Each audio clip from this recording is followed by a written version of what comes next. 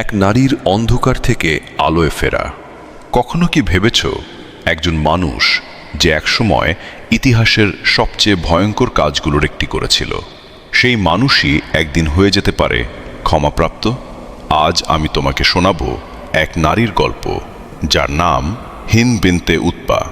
তিনি ছিলেন কুরাইশদের মধ্যে সবচেয়ে শক্তিশালী, সবচেয়ে জেদি আর সবচেয়ে কঠোর হৃদয়ের একজন নারী।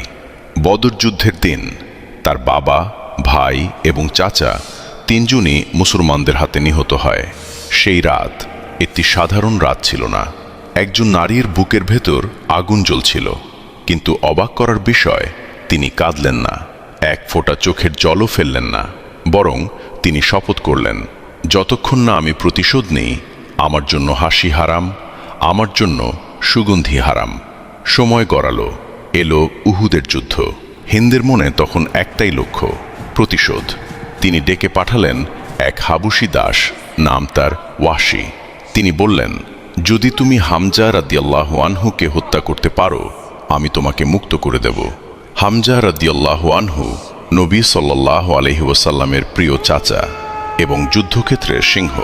তিনি যখন যুদ্ধ করতেন, শত্রুরা ভয়ে কেঁপে উঠত। যেদিকে তিনি যেতেন সেখানে লাশ পড়ে থাকত। তার সাহস, তার শক্তি পুরো ময়দান কাঁপিয়ে দিত। তারপর শুরু হলো যুদ্ধ। তলোয়ারের শব্দ, চিৎকার, রক্তের গন্ধ, চারদিক এক ভয়ঙ্কর দৃশ্য। দূরে দাঁড়িয়ে হিন্দ সব কিছু দেখছিলেন, আর ঝোপের আড়ালে ওয়াহশী অপেক্ষা করছিল সঠিক সময়ের। অবশেষে সেই মুহূর্ত এলো। একটি বর্ষা ছুটে এলো আর গিয়ে বিদ্ধ হলো হামজা রাদিয়াল্লাহু আনহুর দেহে। তিনি মাটিতে লুটিয়ে পড়লেন, শহীদ হয়ে গেলেন। আল্লাহর পথে এক মহান সাহাবী। হিন্দের মুখে তখন এক ঠান্ডা নিষ্ঠুর হাসি। তিনি সামনে এগিয়ে এলেন, আর ঘটল ইতিহাসের সবচেয়ে বেদনাদায়ক মুহূর্তগুলোর একটি। তিনি হামজা রাদিয়াল্লাহু আনহুর দেহের অবমাননা করলেন, এমনকি তার কলিজা বের করে চিবানোর চেষ্টা করলেন। এই দৃশ্য ইতিহাসের এক কালো অধ্যায় হয়ে রয়ে গেল।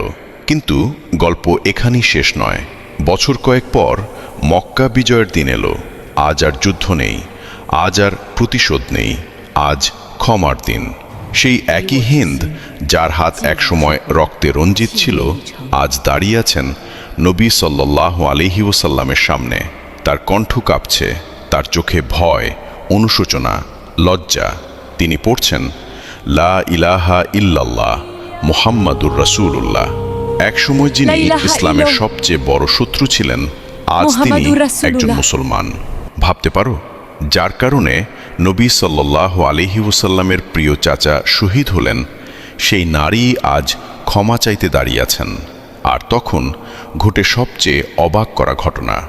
নবী সাল্লাল্লাহু আলাইহি ওয়াসাল্লাম তাকে ক্ষমা করে দিলেন। না কোনো প্রতিশোধ, না কোনো শাস্তি, শুধু ক্ষমা।